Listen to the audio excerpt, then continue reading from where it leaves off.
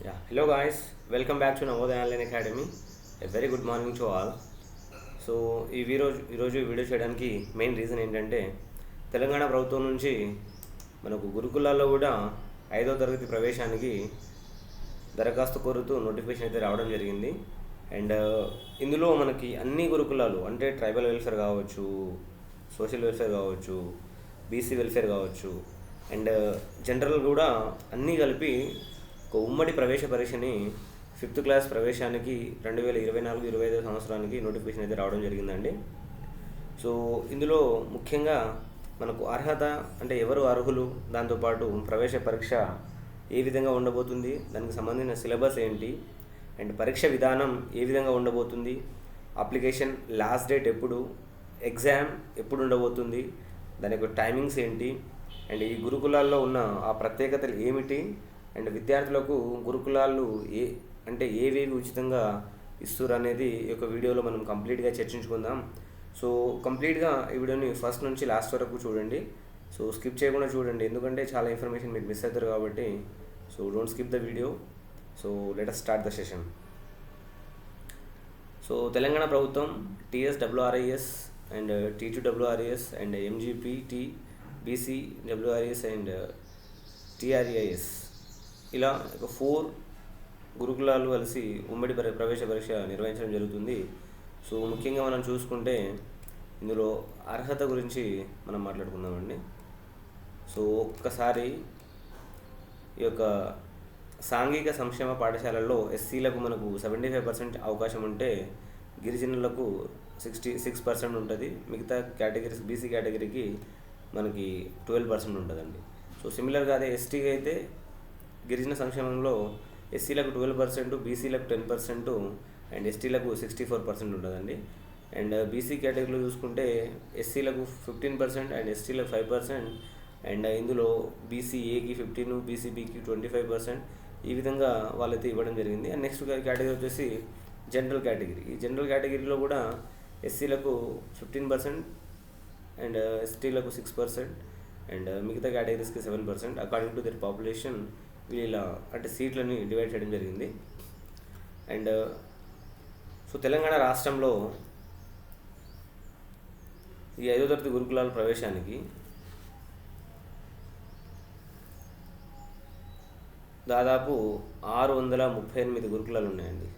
638 గురుకుల పాఠశాలల్లో English medium అంటే కంప్లీట్గా స్టేట్ సిలబస్ని ఇంగ్లీష్ మీడియంలో ఏవో గురుకులాల్లో చెప్పడం అయితే జరుగుతుంది. సో మనకి ఎగ్జామ్ వచ్చేసి 11 ఫిబ్రవరికి ఉందండి. అంటే ఫిబ్రవరి 11వ తారీఖు నాడు మనకైతే ఎగ్జామ్ అయితే ఉండబోతుంది. సో ఎగ్జామ్ వచ్చేసి మనకు 11 AM to 1 PM, 11 AM to 1 PM, దాదాపు 3 hours ఆఫ్ ఎగ్జామ్. సో 11వ తారీఖు నాడు, ఫిబ్రవరి 11వ తారీఖు నాడు ఎగ్జామ్ ఉంటుంది. సో దీనికి అర్హత అంటే ఎవరు అర్హులు, సో వయస్సు ఏ విధంగా ఉండాలి ఏంటి అనేది.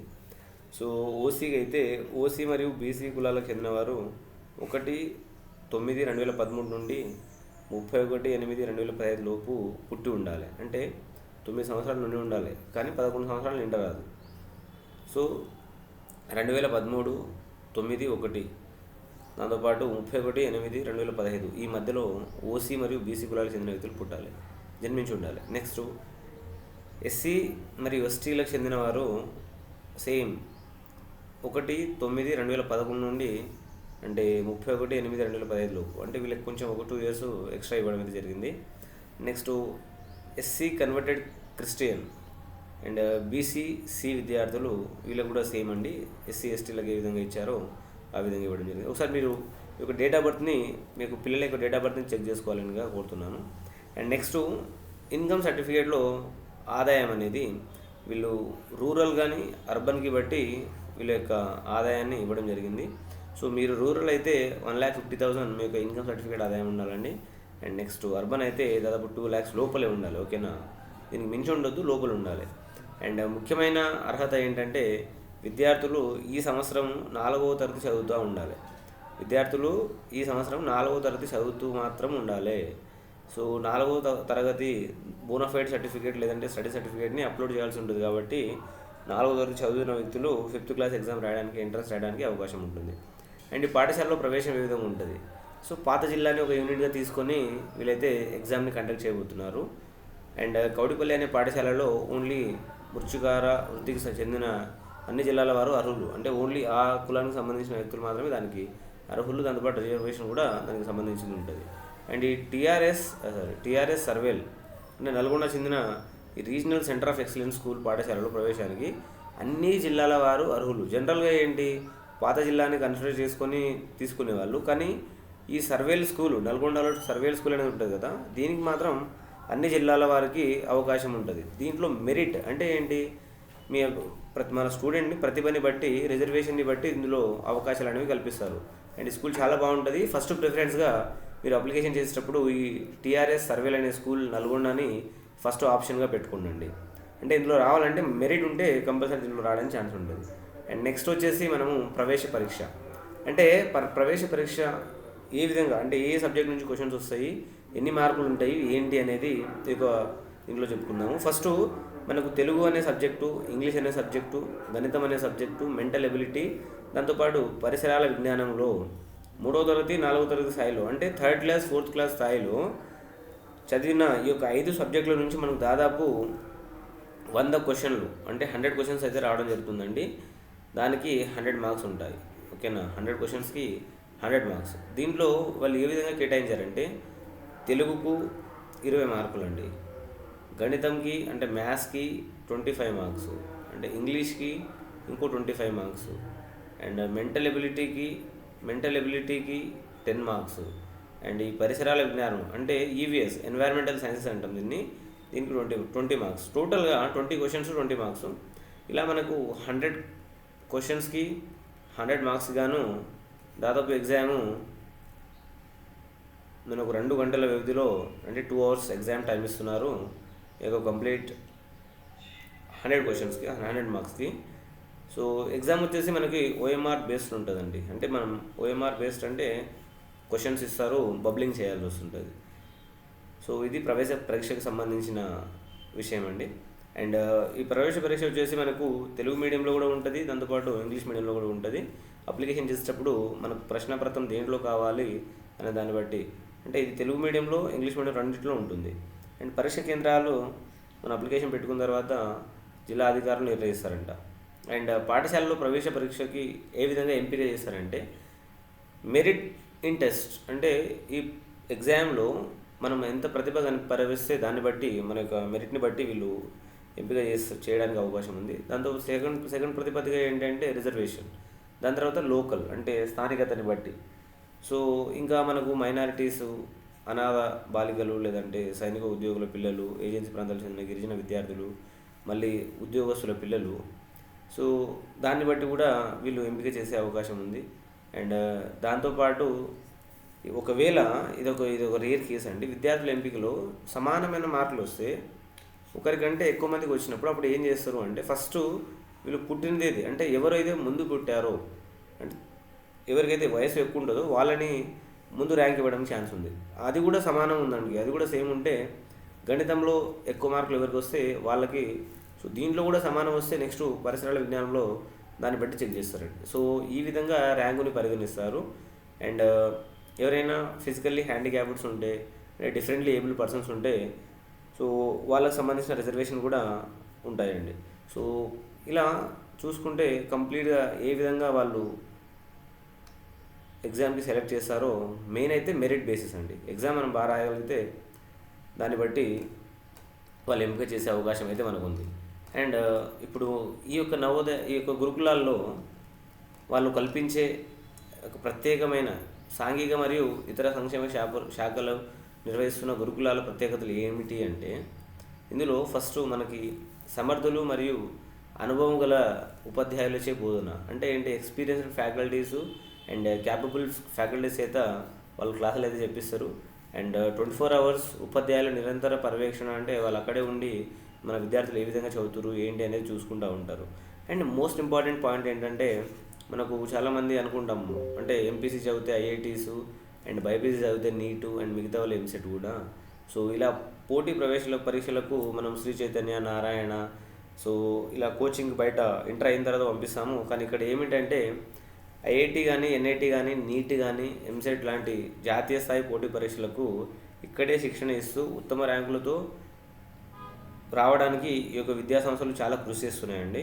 దాంతోపాటు ఇప్పుడు ఎంబీబీఎస్, ఇప్పుడు నీట్ రాస్తే ప్రభుత్వ వైద్య కళాశాలలో దాదాపు ఎంబీబీఎస్ లేదంటే దాని తర్వాత బీడీఎస్ అంటే బ్యాచిలర్ ఆఫ్ డెంటల్ సైన్సెస్లో ప్రవేశానికి వీళ్ళు చాలా బాగా కృషి చేసి సీట్ సంపాదించడానికి ప్రయత్నం చేస్తారు అన్నట్టు. సో నెక్స్ట్ వచ్చేసి మనకు ఇంకా ఎవరైనా ఫర్దర్ స్టడీస్కి వెళ్ళాలంటే ఇంకా హైయర్ స్టడీస్లో అంటే ఐఐటీస్, ఎన్ఐటీస్ అండ్ నీట్తో పాటు వేరే సపోజ్ సెంట్రల్ యూనివర్సిటీస్ ఉంటాయి అండ్ ఢిల్లీ యూనివర్సిటీ ఉంటుంది, ఇలా టీఏఎస్ఎస్ వంటి మంచి మంచి గ్రేట్ యూనివర్సిటీస్లో కూడా వెళ్ళడానికి ఎంట్రన్స్లో వీళ్ళు మంచి శిక్షణ అందిస్తారండి ఇక్కడ. నెక్స్ట్ ఎవరికైనా విద్యార్థులకు సమస్యలు వస్తే మనకి ఇక్కడ హౌస్ మాస్టర్ లేదంటే హౌస్ పేరెంట్ వ్యవస్థ అనేది ఉంది. సో వాళ్ళకి చెప్పి ఆ ఒక సమస్యలను తీసుకోవచ్చు అండి. నెక్స్ట్ పార్ట్ టైం చదువుతో పాటు వీళ్ళు ఏం నేర్పిస్తారంటే ఎక్స్ట్రాగా గేమ్స్, కోడింగ్ లేదంటే ఫైన్ ఆర్ట్స్ అంటే మనం డ్రాయింగ్ కానీ ఇవన్నీ అంటే వేరే అంశాలపైన కూడా వీళ్ళు దృష్టి సాధిస్తారు. దాంతోపాటు ఫిజికల్ ఎడ్యుకేషన్లో యోగాలో కూడా శిక్షణ ఇస్తారు అన్నట్టు. ఇలా అన్ని ప్రభుత్వ పరీక్షల్లో వీళ్ళు రాస్తే వీళ్ళదే ఉత్తీర్ణత శాతం ఎక్కువ రావడానికి ఉంటుంది. ఎందుకంటే వీళ్ళు ఫుల్ ఇక్కడ రెసిడెన్షియల్గా ఉండి డెడికేటెడ్గా చదివి ఇవన్నీ కరెక్ట్గా యూజ్ చేసుకుంటే వీళ్ళకి మంచి అవకాశం ఉంటుందండి. సో ఇది వీళ్ళ యొక్క స్పెషాలిటీస్, గురుకులాల యొక్క స్పెషాలిటీస్. సో నెక్స్ట్ వచ్చేసి వీళ్ళు విద్యార్థులకు కల్పించే ఉచిత సౌకర్యాలు ఏమున్నాయంటే, సో ఫస్ట్ వచ్చేసి సన్న బియ్యంతో అన్ని పోషక విలువలు కలిగిన మంచి ఆహారం అయితే అందిస్తారండి ఫస్ట్. ఎందుకంటే ఎవరికైనా సరే రెసిడెన్షియల్ కాబట్టి ఆహారం అనేది ముఖ్యం. ఇంకా దాని తర్వాత మీకు తెలిసిందే కదా, పాఠ్య పుస్తకాలు, నోట్ పుస్తకాలు ఉచితంగా సరఫరా చేస్తారు. అండ్ విద్యార్థులకు స్టేషనరీకి సంబంధించిన అంటే పెన్సిల్స్ కావచ్చు, రికార్డ్ పుస్తకాలు కావచ్చు, పెన్స్ కావచ్చు, ఇవి కూడా ఉచితంగా ఇస్తారండి. అండ్ ముఖ్యంగా మనకు 3 జతల స్కూల్ యూనిఫాము అండ్ ట్రంక్ బాక్సులు ఈ ట్రాలీని మనకు ఇవ్వడం అయితే జరుగుతుంది. దాంతోపాటు పీటీ డ్రెస్ కూడా ఇస్తారు, ట్రాక్ సూట్ ఇస్తారు, స్పోర్ట్స్ షూ ఇస్తారు and socks, night dress, plate, glass, spoon, bedsheets, blankets ఇవి కూడా మనకు ఉచితంగానే ఇస్తారండి. సో ముఖ్యంగా విద్యార్థులకు కావాల్సిన సబ్బులు దీన్ని కొనుక్కోవడానికి డబ్బులు అయితే పంపిణీ మొదలై ఉన్నాయి. నెక్స్ట్ విద్యార్థులకు శాకాహార మరియు మాంసాహార భోజనం కూడా ఇక్కడ కల్పించడం జరుగుతుంది. అంటే ఎవ్రీ సండే అంటే వీక్లీ 2 twice కానీ చికెన్తో కలిపిన అన్నము పెట్టడము, దాంతోపాటు మనకు ఎగ్స్ ఎవ్రీ వీక్ ఇవ్వడం అయితే ఇవన్నీ యొక్క గురుకులాల్లో ఉన్న సౌకర్యాలు. సో ఇదండి నా గురుకులాలకు సంబంధించిన 5th క్లాస్ యొక్క ఇన్ఫర్మేషన్. అండ్ ముఖ్యంగా ఏంటంటే ఇందులో ఎగ్జామ్ వచ్చేసి మనకి ఫిబ్రవరిలో ఉందండి. సో February 11కి అయితే ఎగ్జామ్ ఉంది 2024లో. ముఖ్యంగా ఆ డేట్ అయితే మనం గుర్తుపెట్టుకోవాలి, అది కంపల్సరీ. సో దాంతోపాటు మనకు ఎన్ని మార్కులకి ఈ యొక్క ఎగ్జామ్ నడవబోతుందంటే, సో 100% మనకి 100 మార్క్స్ అండి. 11కి అయితే ఎగ్జామ్ ఉంది, February 11కి 100 క్వశ్చన్స్ ఇస్తారు 100 మార్క్స్కి. అండ్ 3rd మరియు 4th క్లాస్లో ఉన్న తెలుగు కావచ్చు, ఇంగ్లీష్ కావచ్చు, ఈవీఎస్ కావచ్చు, మ్యాథ్స్ కావచ్చు, సో వీటిలో సంబంధించిన వీటికి